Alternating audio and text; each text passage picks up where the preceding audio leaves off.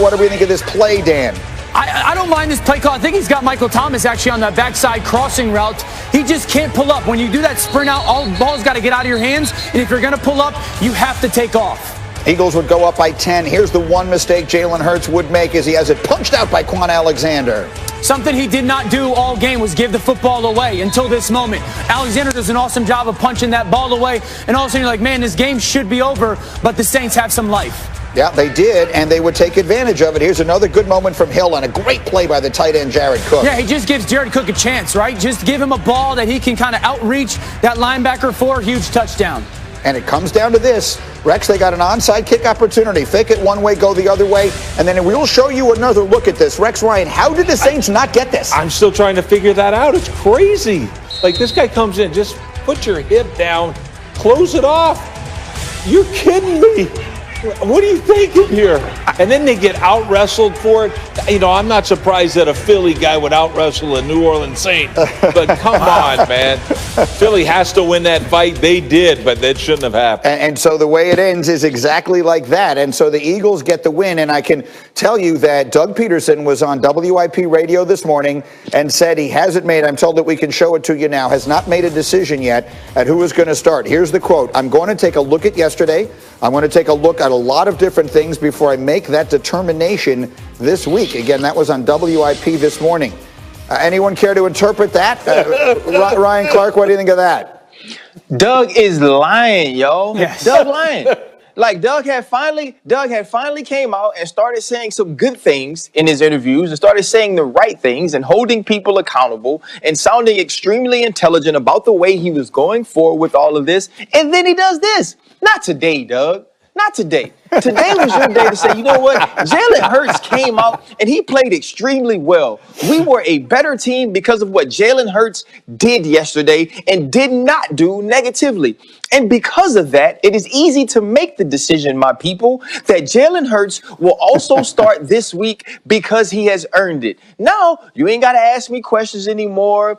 Fletcher Cox and Miles Sanders don't have to come out and talk about how much of support they are of Carson Wentz because they beat the Saints, a team they weren't supposed to beat, a team they most certainly would have not beaten if Carson Wentz was the quarterback. Doug, stop it. The problem is Doug never wanted to get here, y'all. Doug didn't want to get to last week. Doug didn't ever want to be in the world to where Jalen Hurts had to be his quarterback. And then when he was forced in the decision, he was like, oh my goodness, this is perfect. We're playing the New Orleans Saints. They're going to kill Jalen anyway. And I can just put Carson back in. But wait. There's more. That didn't happen. And now that hasn't happened, Dougie doesn't know how to handle it. So here it is. I'm Doug Pederson. You are the world. Jalen Hurts will be the starting quarterback of the Philadelphia Eagles this week. If he is not, I should be fired. They play at the Cardinals, then at the Cowboys, and then home to Washington to finish a season in which they still have a chance to win the division. So Dan, let's try and figure out what this means. It's just anyone watching that game can see how much more life they seem to have with Jalen Hurts, which is the same thing we used to say about them when Nick Foles was their quarterback. What does that mean for Carson Wentz? Yeah, yesterday was probably one of the more concerning games that I've seen when it comes to Carson Wentz directly. He didn't even play. You know, like I'm trying to sit here and figure out why there's got to be some form of a disconnect between Carson Wentz with his own play and then also Doug Pederson. That offense was much more creative. That offense was much more efficient. That offense was much more understanding of what their players do well and what they don't do well. They looked like they were having fun. I mean, that looked like an NFL offense. That looked like an offense that went to the Super Bowl and won it 3 years ago. That looked like an offense that 2 years ago went on a playoff run with Nick Foles. That looked like last year with Carson Wentz. And so I'm sitting there going, you know, like, it doesn't make sense to me that you could be one of the best people on the planet at your job. And I'm talking about Carson Wentz, which he was in 2017, and then play really, really good football last year. And then all of a sudden have no idea what it takes to play that position anymore. Like, that is not a physical thing. That does not happen when it comes to professional sports. When I watch that, I'm thinking Carson Wentz is here right now, and he's in his own head, and also him and Doug Pederson on completely different books. Forget different pages. And that's concerning, because how do you fix it? Who's going to be the one to fix it? Who's going to be the adult in the situation to get it fixed? And I think that's why Doug Dan. Pederson this morning goes, Dan. What? Who hurt you? Who hurt you, boo? What's wrong? You okay? To Like me, your voice is Carson Wentz. scratchy, bro. And you okay? Is there a disconnect in the locker room? That's kind of what it looked like on the field yesterday to me, because that team they were inspired by this young man at quarterback. And to me, the decision, am I going to play Jalen Hurts? Hey, dude, I was wrong too. Admitted I was wrong too. I don't think he has the NFL, skill set, but I was wrong. That dude played phenomenal against not just a good defense, the number one defense in the National Football League. Right. Going into it, the team that had given up a 100-yard rusher in 55 straight games. By the way, they gave up 2 that day. Right. But Jalen Hurts, he was so poised. And, man, they were actually fun to watch. For the first time all season, weird. The Philadelphia Eagles were fun to watch on offense. So that's the decision. So let me ask you, Ryan, because I hear what you're saying. And look, we all know Dan believes in Carson Wentz. It's not a negative thing. You have forever, and that's fine. So, RC, I will ask you then, what does it say? Rex is talking about the locker room, or it's the coaching staff. When they just play better without him, what does that mean?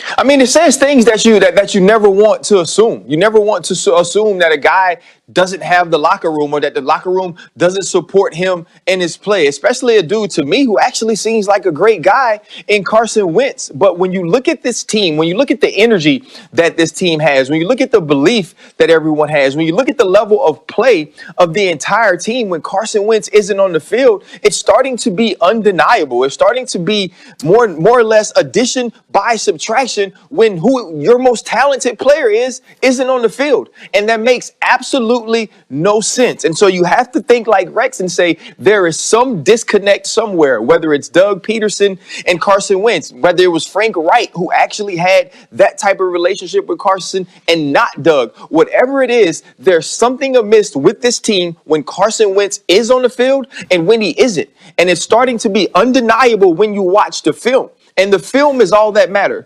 The wins and losses are all that matters. And if another guy gives you a better chance to win, he has to be your quarterback. And right now, that guy is Jalen Hurts. You made the mistake once with Nick Foles, it seems. Don't do it twice. Go ahead, Danny. Here's the thing I have with that, RC. And I said this when it came to Nick Foles and Doug Pederson. Like, we all have those friends that bring out the best version of ourselves. And I felt like that was Nick Foles for Doug Pederson. Like, he always seemed to bring out the best version of Doug Pederson. But we watched that happen last year with Carson Wentz and Doug Pederson. Like when they went on that playoff run last year or get into the playoffs, that was strictly coach and quarterback doing it together. And that's why this season has become so weird, because I felt like they had jumped that hurdle. And that's why I sit here and I go, there's something that we don't know going on in that building with that quarterback that we just are unaware of. At the end of the day, this is Jalen Hurts' job right now. He was fantastic yesterday, and he was the difference maker for that football team. Yeah, I'm just reading the words on the screen. I'm going to look at a lot of different things before I make that determination. If one of them is the tape, that decision is very easy. All right, we'll take a quick break as we continue.